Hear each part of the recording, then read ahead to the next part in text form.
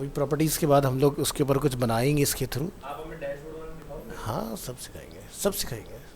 ठीक है, क्योंकि बिना उसके तो कोई काम होगा नहीं ना। चलो,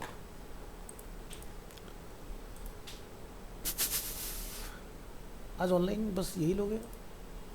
सर इसकी जो फ्रेमवर्क है लारावेल में सीखनी जरूरी है क्या? लारावेल का अपना अलग एडवांटेज है। फ्रेमवर्क तो उसके बहुत सारे आते हैं, जैसे कि अगर आप वर्डप्रेस यूज़ कर रहे हो तो वो भी वही चीज़ है। ठीक है, अगर आप ड्रूपल चला रहे हो वो भी सेम वही मैंने चीज़ है। जॉब डिस्क्रिप्शन कई जगह देखे तो हाँ, उसमें वहाँ पे लारावेल बहुत का जगह लारावेल लारावेल का लिखा है। आता है। ठीक है, और काफ़ी फेमस फ्रेमवर्क है इसका। लारावेल हाँ, ये इसका लारावेल का इस तरह का सिंबल होगा बना हुआ। 11 में इंट्रोड्यूस हुआ था और काफ़ी फेमस है। तो इसको ऐसा समझो कि ये पीएचपी का रिएक्ट है। ये पीएचपी जो लोग चलाते हैं उनके लिए रिएक्ट का काम करता है एक तरह से। तो अगर इसे सीखना हो तो कितना टाइम में सीख सकते हैं? अगर पीएचपी आती है तो ज़्यादा 2 महीने मैक्सिमम सीख जाओगे। हाँ, सीख जाओगे।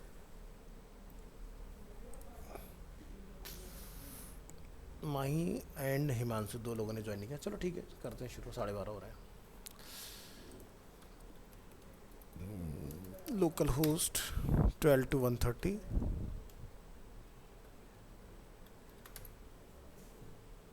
सो लास्ट हमने जो टॉपिक अपना कंप्लीट किया था वो था फॉर्म।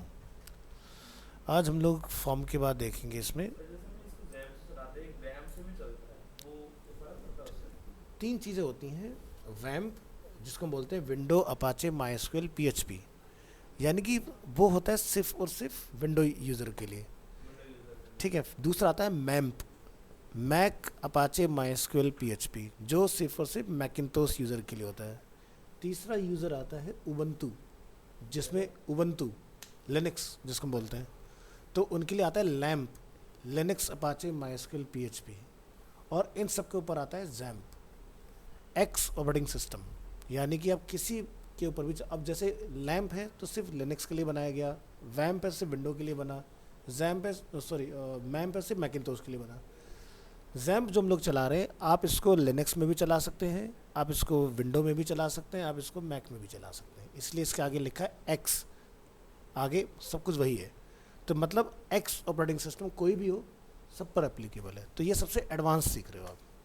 ठीक है, पहले हम वैम्प ही पढ़ाते थे, मैं अब भी पढ़ाऊँगा आपको वैम्प इसके बाद, क्योंकि जैसे हम में से बहुत सारे ऐसे स्टूडेंट्स होंगे जो पीएचपी का पीवी ना समझ पाएँ, तो डेवलपर कैसे बनेंगे। तो ड्रीम व्यूअर के साथ मैं आपको वैम्प का यूज़ करके दिखाऊंगा, जहाँ पर आपको एक सिंगल लाइन का, देखो खुश हो गया कि मेरी बात हो रही है। तो उसमें एक सिंगल लाइन का कोड नहीं लिखना, आप सारी चीज़ें बना पाओगे उसके अंदर। ठीक है, बेसिक्स क्लियर होने ज़रूरी होते हैं, तो काम हमारा हो जाता जो है। ऐसे इंटरव्यू में पूछते हैं वो क्या हमें कोड लिखने के लिए देते हैं? इंटरव्यू में जो अभी हम लोग पढ़ रहे हैं ये चीज़ें पूछी जाएंगी आपसे, थ्योरेटिकल पार्ट। और अगर आपने ये राउंड क्लियर किया तब आप जाओगे टेक्निकल राउंड के अंदर, जिसमें आपको हो सकता है कि बोल जाए कि भाई एक ब्लॉग बना के दिखा दो, जहाँ पर एक एडमिन जो है वो अपने डैशबोर्ड से कुछ डेटा पोस्ट करे और एंड यूज़र को फ्रंट एंड पर वो जाके वो डिस्प्ले हो जाए। उस तरह की चीज़ आपसे बनवा के देखे जाते हैं। इंटरव्यू में कोई भी प्रोग्रामिंग लैंग्वेज तो सबसे फेमस एक ही चीज़ होती है, क्रेड ऑपरेशन, यानी कि क्रिएट रीड अपडेट डिलीट कुछ करके दिखा दो कि आपने एक फ्रंट एंड बनाया जिसके ऊपर यूज़र जाके एक एंट्री जनरेट कर पा रहा है। एंट्री में मान लो उसको कुछ मॉडिफिकेशंस करना है तो उसको बोलते हैं अपडेशन करना। अगर मान लो मैंने यहाँ पर कुछ ऐसा सिस्टम बना दिया कि भाई एक यूज़र ने पूरा फॉर्म फिल किया जिसमें उसका first name, middle name, last name, email, phone number, बहुत सारी चीज़ें। अब सारे कॉलम तो यहाँ दिखाना पॉसिबल नहीं है, तो हम लोग क्या करते हैं कि भाई रीड का एक बना देते हैं व्यू। अब जैसे फ्लिपकार्ट आप देखते हो, ये हम सब सीखेंगे। फ्लिपकार्ट में क्या होता है कि जैसे मान लो ये एक प्रोडक्ट हम लोग क्या देख रहे हैं, व्यू सोनिक मॉनिटर, या चलो इसको भी छोड़ देते हैं, हम यहाँ पर टी शर्ट में चले जाते हैं। अब यहाँ पर जब हम लोग टी शर्ट की कैटेगरी में आते हैं तो मुझे टी शर्ट का लुक एंड फील ही तो दिख रहा है, मुझे ये तो नहीं पता चल रहा है ना कि भाई मटेरियल क्या है, इसके अंदर क्या यूज़ हुआ है, फैब्रिक क्या है ना, या क्या साइज इसके अंदर अवेलेबल है, मेरे लिए है या नहीं है ना। तो क्या होता है, हम यहाँ पर क्लिक करते हैं तो हमें इसमें पता चलता है भाई इतने so many different different types of colour हैं, इतने डिफरेंट डिफरेंट साइजेस हैं, कुछ आउट ऑफ स्टॉक हो रखे हैं जिनके ऊपर आप डैशेस लाइन देख रहे हो ना, ये वो पता चला ये आपका है नहीं इनके पास इन्वेंट्री में अवेलेबल। ठीक है ना। तो ज़रा नोटिस करके देखो कि जब मैंने वहाँ से क्लिक किया इसके ऊपर, अब मैं ज़रा एक दूसरी टी शर्ट को ओपन कर लेता हूँ यहाँ से, ठीक है। तो ये दूसरा हमारा ओपन हो गया। तो क्या कोई दोनों में डिफरेंस दिखाई दे रहा है तुम्हें किसी भी तरह का? ज़रा चेक करो क्या चेंज हो रहा है। सिर्फ प्रोडक्ट के डिस्क्रिप्शंस, इसके अलावा कुछ भी चेंज नहीं हो रहा। फ्लिपकार्ट आज की डेट में मिलियंस ऑफ प्रोडक्ट्स को अपने पास लिस्ट करके बैठा हुआ है, लेकिन फिर भी इतना लाइट वेट क्यों है? क्योंकि ये एक तो चीज़ क्या है, रिएक्ट से बना है। दूसरा इसके अंदर फ्लिपकार्ट पहले तो उससे बना हुआ था ना, पीएचपी बना हुआ था ना। हाँ, सब पहले स्टार्टिंग पीएचपी पे थे, अभी रिएक्ट भी तो पीएचपी है। रिएक्ट कुछ अलग थोड़ी ना है भाई। बनाने वाली दोनों का कंपनियां तो एक ही हैं, फेसबुक, फ्लिपकार्ट, ठीक है। तो फेसबुक ने बेसिकली पीएचपी बनाया, जिसके ऊपर आपका फेसबुक लिखा गया। उसी ने भाई साहब बाद में अपने लिए एक फीचर डेवलप किया कि भाई मेरे को तो एक ऐसा चाहिए कि यूज़र क्लिक ना करे, क्योंकि भाई मोबाइल फ़ोन में यूज़र से क्लिक कराना एक अच्छी प्रैक्टिस नहीं है। वहाँ पर तो उसको स्वाइप वाला फीचर दो, वो स्वाइप करता जाए, ख़त्म ना हो, घंटे निकल जाए उसके, ठीक है। तो उन्होंने एक न्यूज़ फीड के नाम से फीचर बनाया, जिसको हम लोग टाइमलाइन के नाम से जानते हैं हमारी लैंग्वेज में, कि आप स्क्रॉल करते हो अनंत चलता ही रहेगा वो, उसका कोई एंड है नहीं। तो इस तरह से, तो ये जो फीचर के लिए उन्होंने रिएक्ट का कोड लिखा था कि भाई जावास्क्रिप्ट को लिया, रिफाइन किया, उसके अंदर कुछ ऐसी चीज़ें बना दी कि जितना स्क्रीन के सामने है बस वही होता है लोड रिएक्ट के अंदर। इसके ऊपर कितना है, नीचे कितना, वो लोड ही नहीं है, क्योंकि वर्चुअल है। अब यही काम तुम एक डोम के ऊपर डायरेक्ट अगर करोगे, जो हम लोग उसमें करते हैं HTML के अंदर, आप देखना एक 16,000 पिक्सल्स की हाइट का एक पेज बना के चला के देख लो, तुम्हारा कंप्यूटर i9 ही क्यों ना वो अटकने लग जाएगा जैसे जैसे नीचे जाओगे। आप ये प्रॉब्लम आती है। तो इसी को हम लोग हैंडल करते हैं रिएक्ट के अंदर कि भाई कितना भी डेटा ले आओ, सब एकदम मक्खन की तरह, जैसे कुछ है ही नहीं, चलते जा रहा है। जैसे इंस्टाग्राम आप चलाते हो वो भी same.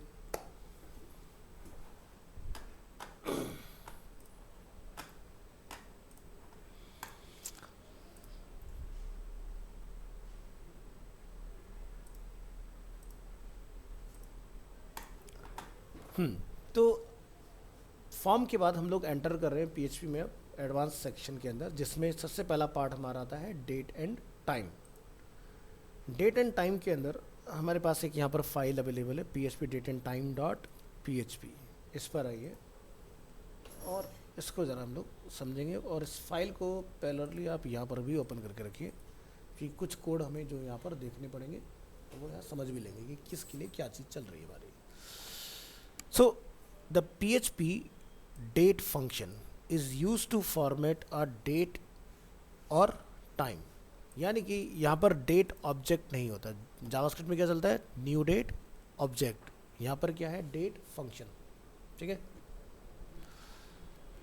The date function formats a time stamp to a more readable date and time, यानी कि हम यहाँ पर अपनी रिक्वायरमेंट के हिसाब से चीज़ें चेंज कर सकते हैं। ये दो चीज़ों को सपोर्ट करता है, one is format, second is time stamp.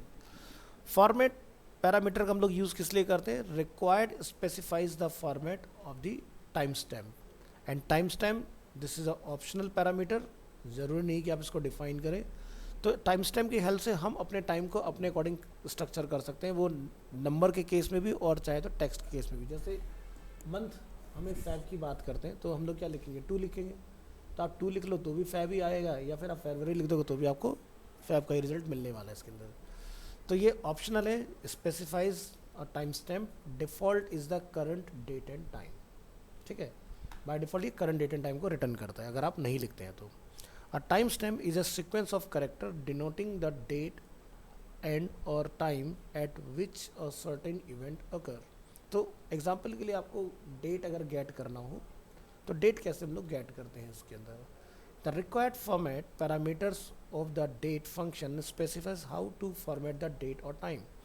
Hair are some characters that are commonly used for date.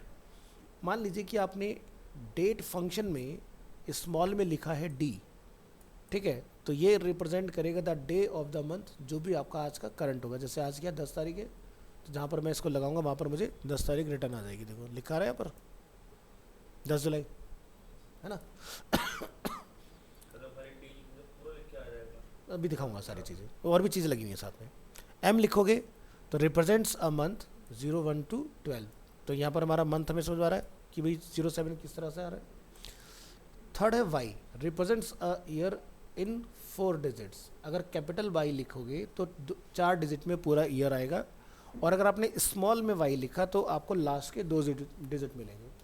अब 2024 चल रहा है हमें पता है, लेकिन हमें आगे जाके मान लो कि जैसे 2124 आ गया फॉर एग्जांपल, तो यूज़र को कैसे पता चले कौन सी ईयर की बात हो रही है, करंट की हो रही है, पास्ट की हो रही है, या फ्यूचर की हम लोग बात कर रहे हैं। तो इसलिए ध्यान रखना, कैपिटल वाई पूरा डिटेल में आपको दिखाएगा, स्मॉल वाई आपको लास्ट के 2 डिजिट दिखाएगा भी करंट ईयर का कौन सा ईयर आप ये तो ऐसे बना के दिखाया था आपने फर्स्ट डे, हाँ। इंक्लूड वाला करा था नीचे लास्ट में दिखाया था मैंने। ऐड तो लगा। इसी तरह से यहाँ पर एक ऑप्शन मिलता है हमें L, lower case L represents the day of the week. ठीक है, कि भाई आपका कौन सा डे चल रहा है। तो जैसे अदर कैरेक्टर्स लाइक जैसे कि हम forward slash, dot, dash can also be inserted between the character to add additional formatting.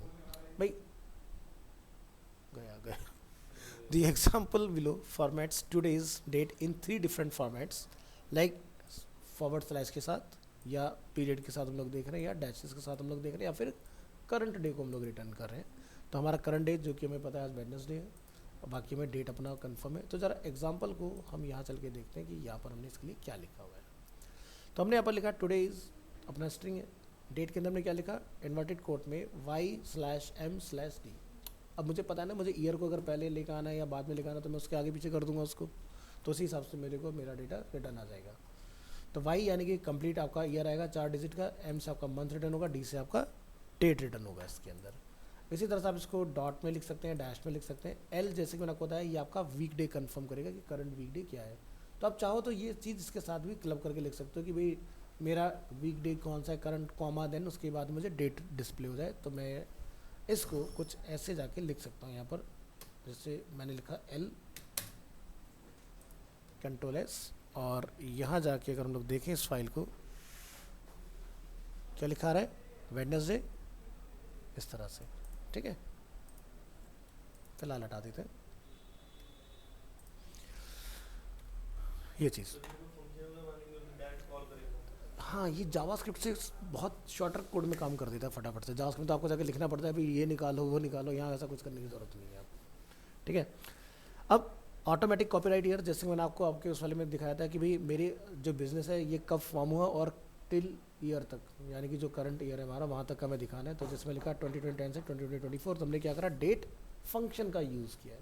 भाई अब स्टैटिक साइट में क्या होता है, HTML किसी की बनी होगी, भाई मान लो 2024 का बाद में 25 आ गया, तो 25 में अचानक से तुम्हारा ध्यान जाएगा, तुम बोलोगे अपने डिज़ाइन में भाई ये चेंज कर दो। अब अगर वही चीज़ डायनामिक बनी होगी तो क्या होगा, जैसे ही रात के 12 बजे 2025 के, तो अपना भी आपका 2025 भी खुद से चेंज हो गया उसके अंदर। ठीक है, तो यहाँ पर हम नीचे अगर आके देखें VS कोड में, तो हमने क्या लिखा PHP में ये चीज़ मैनुअल लिखी क्योंकि 2010 हमारा स्टार्ट पॉइंट है, और करंट जो है हमारा ऑटोमेटिक अपडेट होता रहे। तो हमने क्या लिखा एको डेट वाई, तो आपका करंट ईयर जो होगा वो ऑलवेज ऑटोमेटिक अपडेट होता रहेगा, चाहे आपकी साइट अपडेट हो या ना हो। है ना पंकज, क्लियर है ना ये चीज़, तो पहले हम लोगों ने देखा हुआ है। नेक्स्ट गेट अ टाइम, यहाँ से हमने क्या रिटर्न करा डेट, मंथ, ईयर, डेज। अब हम बात करते हैं टाइम की कि टाइम को कैसे निकालेंगे इसमें। Here are some characters that are commonly use for times. So जैसे कि एच, अगर आपको 24 आवर्स के फॉर्मेट में टाइम लेना है उस केस में, अब जैसे जावास्क्रिप्ट में कन्वर्ट करना पड़ता है, PHP में नहीं करना। PHP में स्मॉल h लिख दोगे 12 घंटे आ जाएंगे, बड़ा h लिख दोगे तो 24 घंटे आ जाएंगे, है ना। तो 23 के बाद 24 तो होता नहीं है, वो क्या होता है 00 हो जाता है ना। तो H रिप्रेजेंट करेगा 24 hours format of an art, small h represent करेगा 12 आवर्स ऑफ फॉर्मेट, I यहाँ से रिप्रेजेंट करेगा आपका मिनट्स विद लीडिंग जीरोज, ठीक है 0, 0, 1, 0, 0, 1, 0, 2, 0, 3 इस तरह से। सिमिलरली सेकेंड्स आपका leading zeros, and A lower case anti meridiem and post meridiem यानी कि AM और PM। The example below outputs the current time in the specified format. तो जैसे कि अभी हम लोग यहाँ पर क्या देख रहे हैं, द टाइम इज 9:16:18 AM। भाई टाइम तो ये नहीं चल रहा ना, टाइम तो कुछ और चल रहा है, तो ये क्यों आ रहा है हमें रिटर्न, तो PHP जो है वो एक सर्वर साइड लैंग्वेज है, बाय डिफ़ॉल्ट ये सर्वर के टाइम को दिखाता है, तो हमें इसको कन्वर्ट करना पड़ता है PHP के अंदर, वो हम लोग देखेंगे किस तरह से इसको कन्वर्ट करते हैं। सो get your time zone, if the time you got back from the code is not correct, it is probably because your server is in another country and set up for a different time zone। ठीक है, भले से हम लोग चला अपने computer में local machine में रहे, लेकिन जो मेरा लोकल मशीन के अंदर जैम्प है वो कॉन्फ़िगर है डिफरेंट कंट्री से, ठीक है, जहाँ से PHP लैंग्वेज आपकी ओरिजिनेटेड है। तो ये क्या करेगा, आपका वहाँ का टाइम दिखाएगा। तो if you need the time to be correct according to a specific location, you can set the time zone you want to use. The example below set the time zone to America, New York, then outputs the current time in the specified format. So US में भी हमारा जो time है वो क्या है, रात का 3:16 हो रहे हैं। तो क्या ये राइट टाइम है, ज़रा चेक करते हैं। Current time in USA 3:19। हमने फाइल को रिफ्रेश नहीं किया, 4 मिनट हो गए मैं इस थ्योरी को पढ़ते हुए, ज़रा रिफ्रेश करके देखते हैं वही का टाइम आ रहा है ना।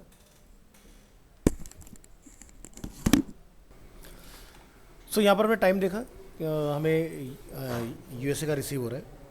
तो ज़रा थ्योरी पार्ट पर आइए कोड के अंदर, और हम यहाँ पर देख रहे हैं कि भाई date default time zone set, और हमने यहाँ पर क्या लिखा, America/न्यूयॉर्क। अगर आपको इंडिया का टाइम निकालना है तो हम लोग यहाँ पर जाके ऊपर लिख देंगे क्या, date_default_time_zone_set एशिया कोलकाता। अब जो होगा हमारे कंप्यूटर का या जो राइट टाइम चल रहा है हमारा इंडिया का, वो आपको यहाँ पर डिस्प्ले होने वाला है। ज़रा पेज को रिफ़्रेश करिए, रिटर्न हो रहा है 12:51, ठीक है, और ये देखिए 52 हो चुके हैं, ठीक है। तो इस तरह से आपका टाइम इसमें काम करता है। तो यहाँ पर नेक्स्ट देखेंगे, create a date with make time function. Optional time stamp parameter is the date function specifies the time stamp, if omitted the current date and time will be used as in the example above. मान लो कि अगर आपने कोई भी method use नहीं किया make time वाला अपना इस तरह का, तो बाय डिफ़ॉल्ट जो सर्वर टाइम होगा वही आपका चल रहा होगा। अगर आप चाहते हो कि आपका जो करेक्ट टाइम आए, तो मेक श्योर करें कि आपका टाइम जोन वहाँ पर प्रॉपर तरीके से कॉन्फ़िगर हो। अब सोचो एग्जांपल के लिए कि आप किसी बैंकिंग साइट में जा रहे हो, अब सीधी सी बात है बैंकिंग साइट कोई भी होगी तो वो किसी डेवलपमेंट लैंग्वेज से बनी होगी, और तुम चला रहे हो इंडिया में, टाइम आ रहा है तुम्हारा US का, वहाँ पर तुम परेशान में ये चल क्या रहा है इसके अंदर। तो ऐसा नहीं होना चाहिए ना।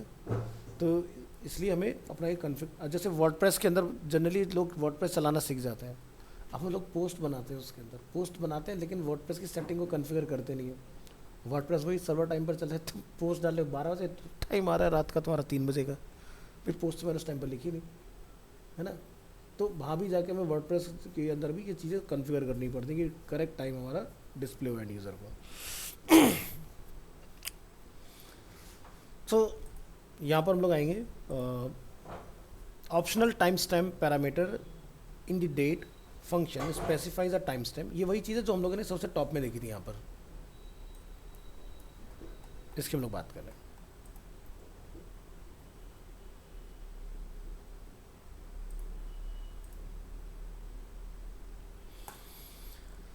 So PHP make time function return the Unix timestamp for a date. The Unix timestamp contains the number of seconds between the Unix epoch January 1st 1970s। ठीक है, रात के 12 बजे से आपका काउंट किया जाएगा एंड द टाइम स्पेसिफाइड।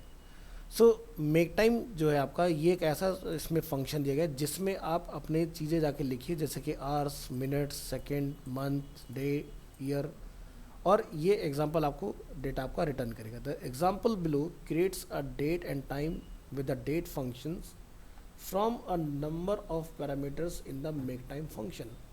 तो ये आउटपुट हमने जो अचीव किया, इसके लिए हमने क्या लिखा है, यहाँ पर इधर आएंगे, हमने यहाँ पर जाके एक वेरिएबल डिफाइन किया $d। एम के time is a pre define, जो कि आप ऊपर देख सकते हो क्या क्या सपोर्ट करता है। ये जो मेरे पास हिंट आते हैं, इसके लिए मैंने आपको बता ही दिया था, PHP इंटेलिजेंस हमें एक्सटेंशन डालना होता है जो कि आपको हर एक फंक्शन के अंदर बता देता है क्या पॉसिबिलिटीज़ अवेलेबल है। तो हमने यहाँ पर क्या लिखा 11, 14, 54, 8, 12, 24, ये सारी जो चीज़ें हैं अपने अपने आप में काम कर रही हैं। जैसे कि आप जाओगे, सबसे पहले क्या आ रहा है आवर्स, फिर क्या है मिनट, फिर क्या है सेकेंड, फिर है मंथ, डे, ईयर, इस तरह से ये सारी चीज़ें इसमें काम करती हैं। तो ये ऑर्डर जो है इस तरह से चलेगा। तो जो इसका आउटपुट आप यहाँ देखते हो वो ये आता है कुछ इस तरह से। तो इसका आउटपुट करने के लिए हमने क्या करा, हमने यहाँ के लिखा एको क्रिएटेड डेट इज़, हमने यहाँ पर लिखा डेट, हमने यहाँ पर उसको स्ट्रक्चर किया कि भाई हमें इस ऑर्डर में चाहिए। हमने लिखा ईयर, मंथ, डेट। अब ये YMD क्या है, यूज़र डिफाइन या प्री डिफाइन? Pre define. और HIS और A ये भी प्री डिफाइन है अपने। तो ये वाला डेट मंथ ईयर के लिए काम करता है, ये आपका आवर्स मिनट सेकेंड्स और AM PM उसके लिए काम करता है। तो ये जो मेक टाइम के अंदर डेटा रखा हुआ है हम उसको यहाँ पर क्या कर रहे हैं, प्रोसेस कर रहे हैं, ठीक है। और उस आगे हमने ऑप्शनल में क्या डाल दिया, $D, जो कि ऑप्शनल है। हमने उसको बोला कि ये जो ऊपर से मेक टाइम के अंदर का डेटा है उसको यहाँ पर ला के प्रोसेस कर दो। तो अब जो इसमें टाइम आएगा वो आपके कंप्यूटर का टाइम या सर्वर का टाइम ना होके ये टाइम प्रोसेस होगा। तो यहाँ पर आप जाके डेटा देख सकते हो, हमने इसी ऑर्डर में लिखा था ईयर, मंथ, डेट, देन आपके hours, minutes, seconds and milliseconds. तो जिस जगह पर जो चीज़ रखी होगी उसने उस चीज़ को अपने तरीके से लाके यहाँ पर अरेंज करके हमें दे दिया। तो ये हमने टाइम बेसिकली कॉन्फ़िगर किया अपने इसके अंदर। अब यही काम जावास्क्रिप्ट अगर करें तो आपको सेट गेट करना पड़ता है, सेट टाइम गेट टाइम। यहाँ पर इतना कुछ नहीं करना, ठीक है। Next, create a date from a string with string to time. तो यहाँ पर आप जाओगे इसके अंदर, the PHP string to time function is used to convert a human readable date string into a Unix timestamp, the number of seconds since Jan 1st 1970। By default कोई भी programming language आप चलाएंगे आपको जो टाइम रिटर्न आएगा वो 1970 से ही आता है, उससे पहले का टाइम आपको रिटर्न नहीं आता उसके अंदर। उससे पहले का आपको फिर मैनुअली करना पड़ेगा गेट। जैसे कि एक साइट है डेट क्या बोलते हैं उसको, बर्थ डेट करके है शायद,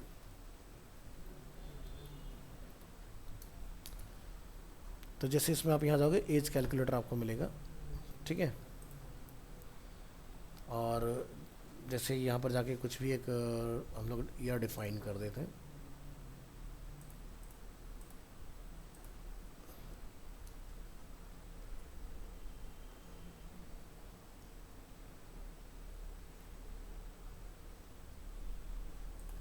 हमारा रिकॉर्डिंग चल रहा है ना। अबे यार ये कैसे जाएगा,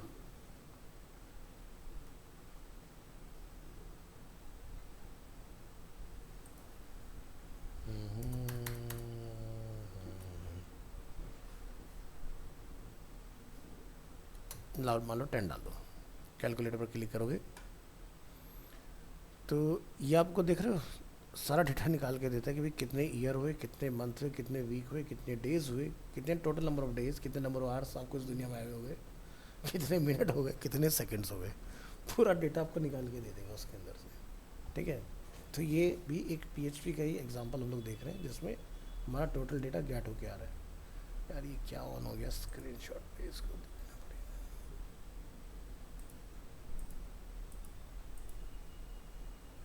अब सही है, वीडियो में उतनी देर के लिए जूम हो गया होगा जितनी देर वो मैग्नीफायर रहा है, वो गलत कमांड प्रेस हो गया था।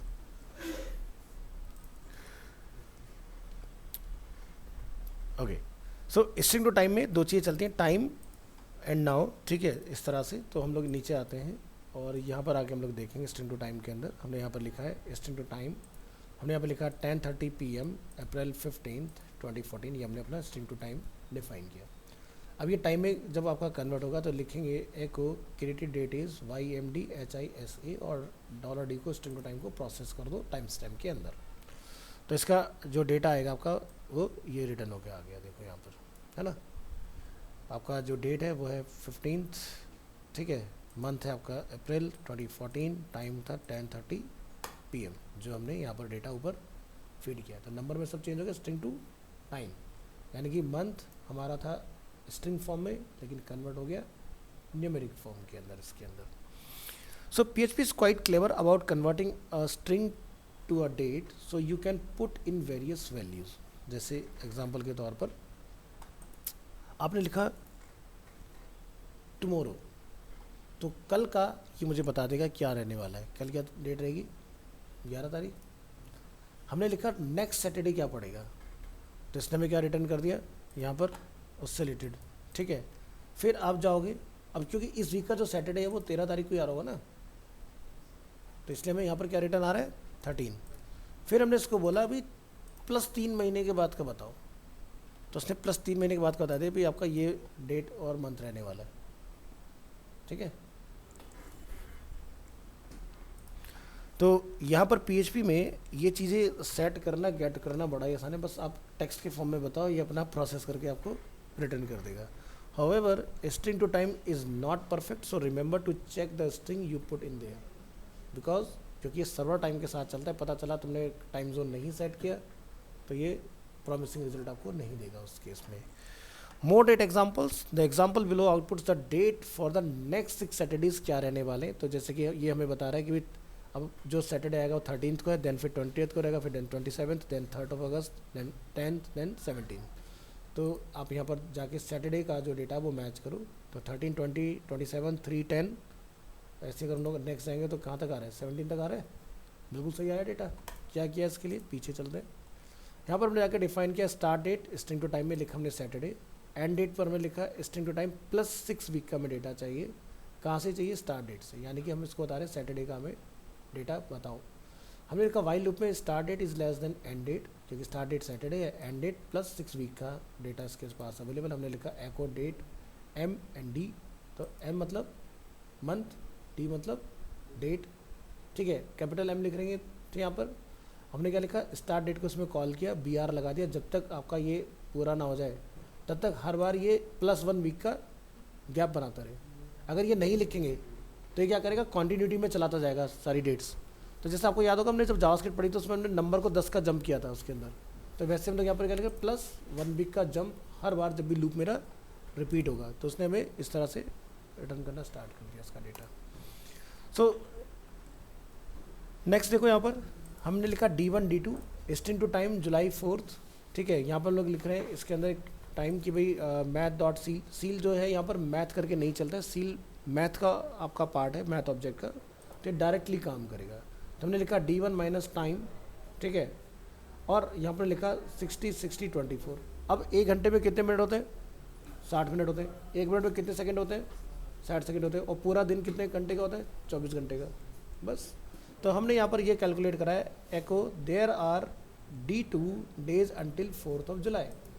तो यहाँ पर आप देखोगे there are -6 days until 4th of July.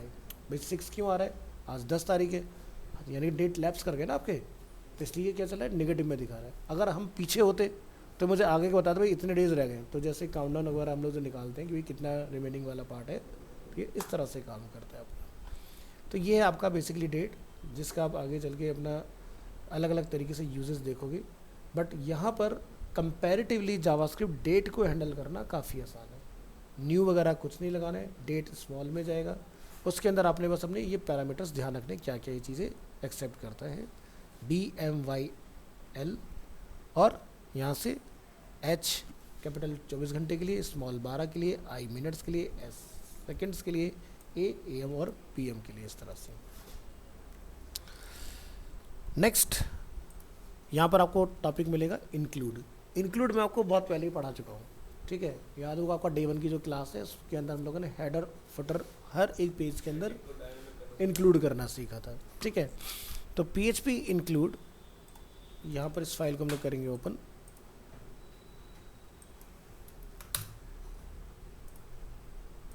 Include को समझते हैं.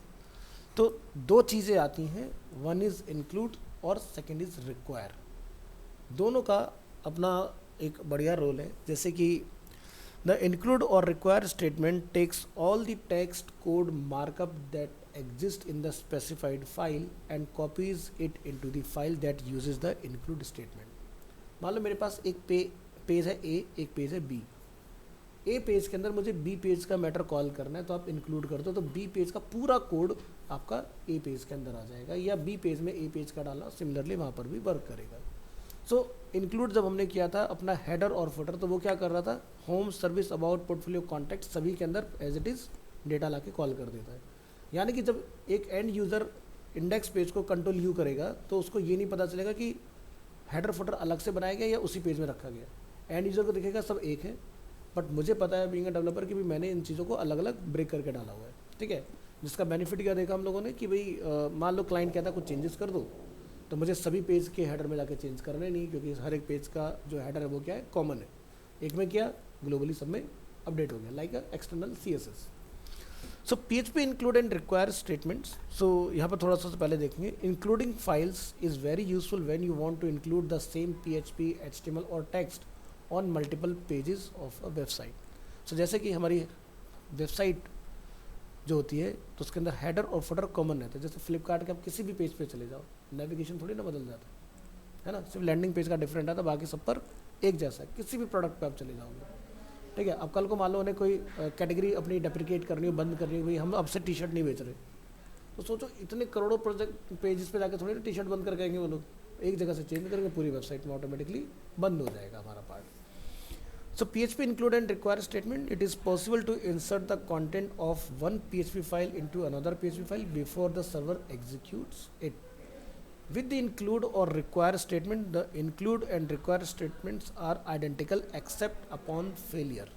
इसका मतलब क्या हुआ, require में अगर आपने पेज डाला सेम ही आउटपुट आएगा, तो इंक्लूड में आएगा, कोई डिफरेंस नहीं होगा। लेकिन मान लो कि आपके जिस पेज को आपने रिक्वायर में पास किया, चाहे वो जैसे हेडर ही है, अब मान लो कि हेडर का पेज आपकी वेबसाइट में से मिस हो गया, तो रिक्वायर क्या करेगा, आगे का कोड बंद कर देगा, क्योंकि वो कहता है मुझे ये चाहिए तभी आगे चलूँगा मैं, नहीं तो नहीं चलूँगा। इंक्लूड ये कहता है कि मिला तो ठीक, नहीं तो आगे का कोड जाने दो।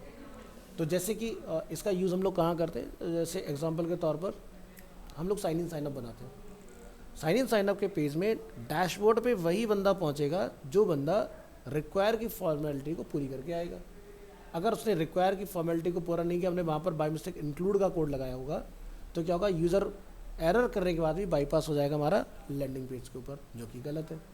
समझ में आया? तो जहाँ पर आपको लगता है कि मुझे नॉन सिक्योर परफॉर्म करना है, वहाँ पर क्या लगाएंगे, इंक्लूड। और जहाँ पर आपको लगता है मुझे ये चाहिए ही चाहिए, तब वहाँ पर क्या लगाएंगे हम, रिक्वायर। तो मैं इसका एक अभी छोटा सा एक डेमो दिखा दूंगा, आपको समझ में आ जाएगा। तो require will produce a fatal error, जो आपको ब्राउजर में लिखा आएगा E compile error and stop the script. चाहे आगे कोड पूरा सही है बट नहीं चलेगा। Include will only produce a warning E underscore warning and the script will continue. तो ज़रा ट्राई करते हैं। हमारे पास यहाँ पर एक फुटर के नाम से फाइल है, ठीक है, जो कि यहाँ पर जिसमें हमारा ये कॉपीराइट वगैरह मेंशन हो रखा है। इसको हमने कहीं ना कहीं डिफाइन किया, ये हमारा मेन्यू वाला पार्ट है। यहाँ पर हमारा एक PHP इंक्लूड है और एक हमारे यहाँ पर वेरिएबल्स का इस तरह से कुछ बना हुआ है। तो देखो ज़रा, मैंने कहीं पर इसको कॉल कराया है क्या फुटर को, ज़रा नीचे आते हैं। क्या लिखा हमने यहाँ पर, footer.php। और देखो हमने कोई और फाइल कॉल कराई हो, जैसे कि यहाँ पर क्या लिखा है, menu.php, और यहाँ पर ये अपना अवेलेबल है कोड इस तरह से। तो हमारा इंक्लूड के अंदर ही फुटर वाला कोड जो है वो काम कर रहा है। तो ज़रा नीचे आओ कि लिखा है कॉपीराइट 1996 से लेकर 2024। तो हमने 1996 से डाला क्योंकि 1996 में अरीना एनिमेशन इस्टेब्लिश हुआ था ब्रांड। तो ये कोड जो अभी आप यहाँ देख रहे हैं कॉपीराइट वाला, ये किसके थ्रू आ रहा है, इंक्लूड के थ्रू। ज़रा कंट्रोल F करके देखो कहीं रिक्वायर का यूज़ हुआ है क्या।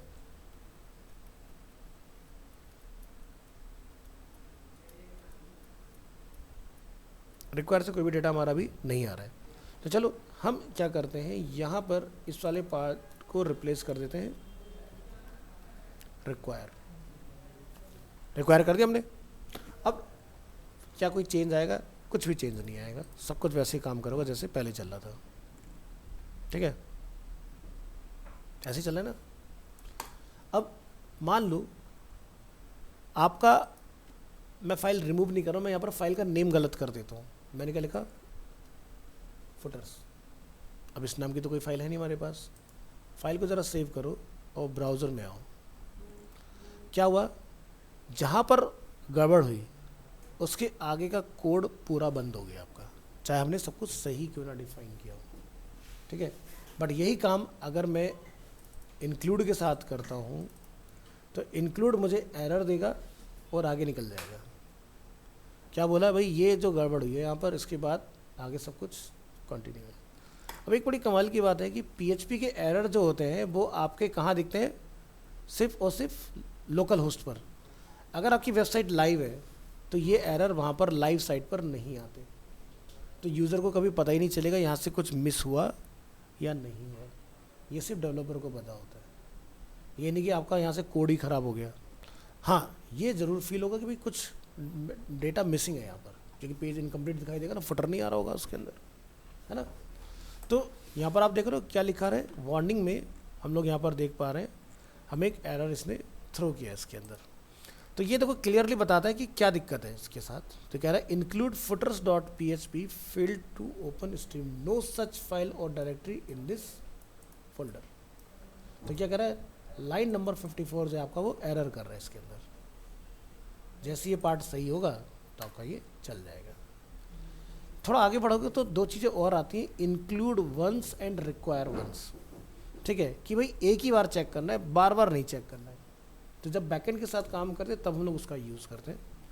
तो ये हमने देख लिया। यहाँ पर ऊपर आ जाइए थ्योरी के ऊपर, यहाँ पर जरा इसको समझते हैं। तो ये पार्ट क्लियर मैंने बताया ना, जब हम लोग जहाँ पर sign in sign up perform करते हैं वहाँ पर हम लोग इसको यूज़ में लेकर आते हैं। फाइल को अटैच कराने के लिए हम लोग इसको ऐसे यूज़ में नहीं लाएंगे। रिक्वायर मतलब कि उसी बंदे को डैशबोर्ड का एक्सेस मिले जो मेरी रिक्वायरमेंट फुलफिल करके आ रहा है, यानी कि यूज़र ऑथेंटिकेटेड है तब। तो जैसे एग्जांपल के लिए मैंने जीमेल लॉगिन किया हुआ है, अब जैसे बहुत सारे लोगों को गलतफहमी होती है भाई इस बंदे का लॉगिन हो गया तो यहाँ से इसका जीमेल का URL कॉपी करके रख लो, अब जब वो बंद कर देगा हम चला लेंगे। तो नहीं चलता। क्यों नहीं चलता? क्योंकि वो रिक्वायर नहीं कर पा रहा उस चीज़ को कि भाई यूज़र ने मुझे यूज़र नेम और पासवर्ड तो दिया ही नहीं, तो मैं किस बेसिस पर चलने दूँ। तो यही है रिक्वायर, यानी कि user is not authenticated. Authenticated है मीन्स की रिक्वायरमेंट को फुलफिल करके आ रहा है, नहीं तो वो नहीं आ रहा है करके। ये सीधा सा फंडा। तो ये हम लोग करेंगे। तो इसलिए मैंने बताया कि रिक्वायर और इंक्लूड के साथ एक और टॉपिक जुड़ा हुआ है, require once and include once, ठीक है, कि मुझे एक बार चाहिए या बार बार चाहिए। और जैसे क्या होता है कि आपने एक बार जीमेल में लॉगिन कर लिया, तो क्या आप जब ड्राइव खोलते हो या फिर आप जब डॉक्स चलाते हो, शीट चलाते हो गूगल का, क्या आपको लॉगिन करना पड़ता है बार बार? तो ये क्या हुआ, रिक्वायर वंस। अब कुछ चीज़ें ऐसी होती हैं जहाँ पर आपको बार बार परमिशन की ज़रूरत होती है कि भाई हाँ, तो वो क्या भाई रीऑथेंटिकेट करो, तो मीन्स वहाँ पर आपको वो चीज़ें बार बार देनी पड़ेंगी कुछ भी चेंजेस करने के लिए। तो so if you want to execution to go on and show user the output even if the include file is missing, use the include statement। मतलब आप चाहते हो कि अगर कभी इन फ्यूचर मेरे कोड में कुछ प्रॉब्लम हो तो ये पेज का कोड बंद ना हो, यूज़र फिर भी एक्सेसिबल हो उस कोड को, मतलब पेज को चला पाए, तो क्या डालना है, include.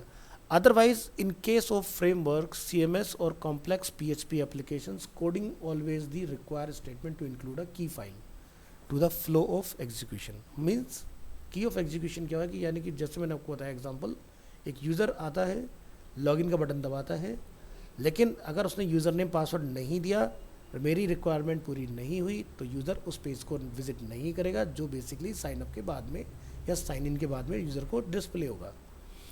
This will help avoid compromising your application security and integrity just in case one key file is accidentally missing.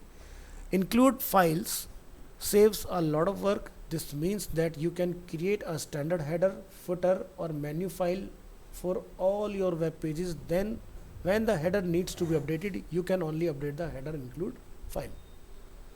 है ना, यही तो हमने सीखा था स्टार्टिंग के अंदर डे 1 पर कि भाई हमने पूरी वेबसाइट बना ली, एक साथ 5 पेज हैं, स्टैटिक है, कर लोगे 500 हो जाएंगे, बोर हो जाओगे, नहीं कर पाओगे। तो उस केस में आपको ये इंक्लूड वाला जो पार्ट होता है, जो रिक्वायर वाला पार्ट होता है, हेल्पफुल होता है। तो और आप एक ऐसे कंफर्ट में जोन में रहते हो कि भाई क्लाइंट जितनी बार आपसे करेक्शन बोलेगा आपको एक फाइल में चेंज करना है, सभी जगह पर ऑटोमेटिकली चेंजेस होते जाएंगे ऑटोमेटिक आपके। सो सिंटैक्स इंक्लूड, और हम सिंगल कोट में या डबल कोट में अपना लिखेंगे अपनी फाइल का नेम, और सिंटैक्स को क्या करेंगे, टर्मिनेट। ध्यान रखना PHP में सिंटैक्स को टर्मिनेट करना बहुत ज़रूरी है। सिमिलरली यहाँ पर जस्ट हमारा सिंटैक्स चेंज हो रहा है, लिखने का तरीके में कोई भी चेंजेस हमें नहीं मिलेगा। तो मैंने यहाँ पर इंक्लूड के एग्जांपल 1 2 3 इस तरह से कुछ बना के दिखाए थे, जिसमें बेसिकली हमारी चीज़ें काम कर रही हैं। So use require when the file is required by the application, कि ये चाहिए हमें। Use include when the file is not required and application should continue when file is not found. ठीक है, तो ये उस केस में आपके हेल्पफुल होने वाला है। नेक्स्ट हम इसमें देखेंगे यहाँ पर फाइल हैंडलिंग।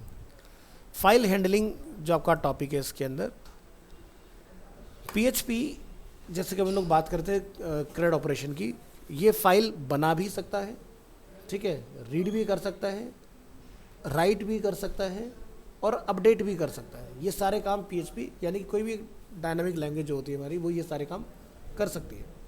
अगर वो ये सारे काम कर पा रही, इट मीन्स कि आप बहुत इजीली अपनी सारी चीज़ें रन कर पाओगे। अब देखो, एक स्टैटिक साइट और एक डायनामिक साइट, हम लोग कहते हैं ना कि बहुत हैवी साइट है। स्टैटिक साइट हैवी क्यों होती है? मान लो कि आपने एक वेबसाइट बनाई, उसके अंदर 100 पेज है HTML की, लाइव कर दी, होस्ट कर दिया, तो क्या होगा कि वो फाइल चाहे यूज़र चला रहा है नहीं चला रहा है, वो हमेशा सर्वर के ऊपर ओपन है। ओपन है तभी हम लोग देख पा रहे हैं। बट PHP में क्या होता है कि आपने अगर 100 पेज बना के लाइव किए तो वो ओपन नहीं होते। ओपन कब हो रहा है पेज? जैसे मैंने दिखा ना, फ्लिपकार्ट के अंदर अगर मेरे पास 15,000 टी-शर्ट्स हैं तो वो 15,000 पेज तो हैं लेकिन वो ऑफ है। सूजल को टी-शर्ट चाहिए कॉलर वाली पोलो ने, तो सूजल ने क्लिक किया तो वो फाइल ओपन हुई सर्वर पर और मुझे यहाँ पर दिखाई दे गई। डिफरेंस समझ आ रहा है? यानी कि वो फाइल सर्वर पे खुली और मेरे कंप्यूटर पर उसका व्यू आया। क्योंकि डायनामिक में क्या होता है कि हम बोलते हैं 2 तरह की लैंग्वेज होती है, one is client side, second is server side. Client side वो कि जो कि कोड मेरे कंप्यूटर पे आके खुलेगा, यानी कि HTML, और सर्वर साइड की सर्वर पे ही कोड खुल गया और उसका सिर्फ आपको आउटपुट मिल गया। समझ गए? तो ये डिफरेंस है। तो PHP में जितने मर्जी हज़ारों पेज हो, लाखों पेज हो, जब तक किसी यूज़र ने उसको क्लिक नहीं किया उसका लोड ही नहीं है, वो कंसिडर ही नहीं होगा आपका, क्योंकि वो जब तक सर्वर पे खुलेगा नहीं तब तक वो दिखेगा नहीं। ठीक है, तो file handling is an important part of any web application. You often need to open and process a file for different task. PHP manipulating files, यानी कि PHP has several functions inbuilt for creating, reading, uploading and editing files. Be careful when manipulating files. When you are manipulating files, you must be very careful. You can do a lot of damage if you do something wrong. क्योंकि आप एक dynamic language के अंदर है और आपने मान लो कोई क्वेरी चलाई, फाइल को खुला छोड़ दिया, तो भाई साहब वो चाहे आपने उसके बाद दोबारा काम नहीं किया 1 साल तक, तो 1 साल तक उसका लोड कंसिडर रहेगा सर्वर के ऊपर, आपकी फाइल खुली पड़ी है।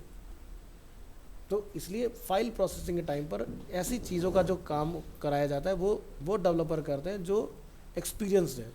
एक एंट्री लेवल डेवलपर को ये टास्क नहीं दिए जाते कि पता चला वो गया करके तो आ गया लेकिन बंद करके नहीं आया। अब ऐसी उसने 10 फाइलें चलाई हैं, 10 फाइलें वो चली रही हैं और आपके सर्वर का जो टाइम है वो बढ़ता जा रहा है उसके अंदर। जैसे नोटिस किया होगा आप लोगों ने अपने कंप्यूटर में कि जब अपना कंप्यूटर शट डाउन करते हो, ठीक है, और हम लोग फिर ओपन करते हो, हम लोग क्या लगता है कि कंप्यूटर हमारा बंद पड़ा है और कंप्यूटर हमने ऑन कर लिया फिर हमारा चालू गया, लेकिन ऐसा होता नहीं है। आपका कंप्यूटर ऑफ नहीं होता है, ये टेम्परेरी इलेक्ट्रिकल ऑफ हो गया बट वो फिर भी ऑनलाइन ही होता है आपका। उसके लिए हमें जाके कुछ चेंजेस करने पड़ते हैं कि भाई हमारा कंप्यूटर प्रॉपर शट डाउन हो, नहीं तो आपका लाइफ टाइम आता है रिटर्न उसके अंदर। तो उसके लिए आपको जाके अपने जैसे लैपटॉप होता है तो लिड सेटिंग्स में जाओ, वहाँ पर जाकर उसको सेट कर दो, बंद हो जाएगा आपका परमानेंट। तो कंप्यूटर काफ़ी लाइट वेट परफॉर्म करता है। वही सेम है सर्वर का, कि सर्वर पर अगर आपने कुछ भी एक्टिविटी परफॉर्म की है तो सर्वर पर आप उसको करने के बाद बंद ज़रूर करेंगे। अगर आपने कनेक्शन क्लोज की कमांड नहीं लगाई होगी तो वो चलता ही रहेगा आपका। ऐसे आपने 100 फाइलें बना के डाल दी, 100 की 100 फाइलें आपकी खुली पड़ी है, विजिटर कोई है नहीं, आप देखो सर्वर आपका हीटअप हो रहा है। क्यों हो रहा है? क्योंकि हमने खुला छोड़ रखा है डेटा उसके ऊपर, तो वो बंद करके आना होता है। ऑप्शन होता है ये जल्दी वेकअप वाला, हाँ। चलता रहता है, फायदा क्या है? जल्दी ऑन करने चाहिए बस, कोई अफेक्ट करता है? वैसे मैंने तो ऑफ करा था। हाँ।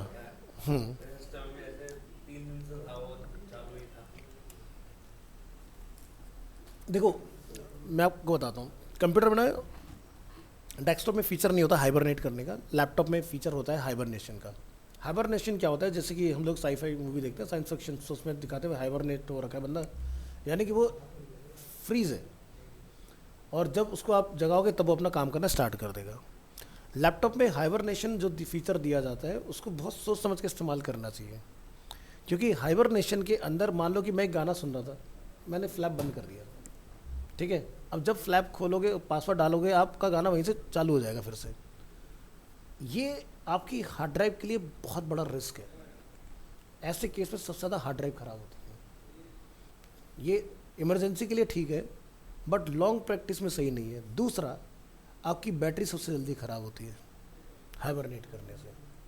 तो ये हाइबरनेशन पीसी को कभी नहीं देना चाहिए। अभी जो मैंने कहा था कि मैंने ऑन कर रखा है, हमारा मेरा सिस्टम मतलब शट डाउन करूंगा तो हाँ, ऑफ हो जाता पूरा, तो पूरा ऑफ, वो सही चीज़ है। क्योंकि मेरी तो बैटरी पता नहीं 6 महीने ही चलती है, बस मैंने देख लिया।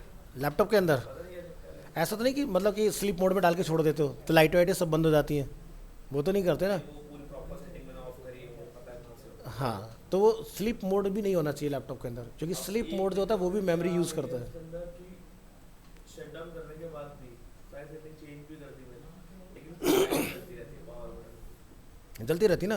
हाँ, तो वही तो मैं कह रहा हूँ, स्लीप जो होता है बाकी चीज़ें बंद कर देता है, लेकिन वो चीज़ बंद नहीं करेगा, वो एक्टिव रहेगा आपका। लेके आऊंगा लैपटॉप तो देखना था। हाँ, लेके आऊंगा। दिखा देना मेरे को, क्योंकि देखो मैं आपको बता रहा हूँ, मेरा लैपटॉप जो मैंने लिया था, जो मैंने नोटबुक ली थी अपनी, तो मैंने बाहर से मंगाया था अपना बेसिकली फ्रेंड से। तो उसमें क्या था कि काफ़ी एक्सपेंसिव आया, उसमें कोई ग्राफिक कार्ड नहीं, कुछ नहीं है, सिर्फ कोडिंग के पर्पज़ से। तो उसमें अभी तक मान के चलो कि 8 से 9 घंटे का बैकअप मेरा बना हुआ है तरीके से यूज़ करने की वजह से। ग्राफिक कार्ड नहीं है ना सर, ग्राफिक कार्ड तो खराब होता है। हाँ, ग्राफिक कार्ड बैटरी ख़राब नहीं करता है, बैटरी को कंज्यूम ज़्यादा करता है, कंज्यूम करता है। तो आपके पास ना ग्राफिक कार्ड पे कंट्रोल होता है कि भाई आपको ग्राफिक कार्ड अपने कंप्यूटर में जैसे तुम कोडिंग कर रहे हो यूज़ करना है या नहीं करना है, तो बंद कर दो ग्राफिक कार्ड। बंद ही कर रखा है वो, मतलब उस पे बेसिक पे ही चलता हाँ। है, लेकिन क्या दिक्कत है। तो वही तो कहते हैं, जितने भी जो ढंग के कोडिंग करने वाले लोग होते हैं वो कभी गेमिंग मतलब ग्राफिक कार्ड वाला कंप्यूटर लेते ही नहीं वो, क्योंकि उसका सबसे बड़ा ड्रॉबैक ही यही है, 50 मिनट मैक्सिमम।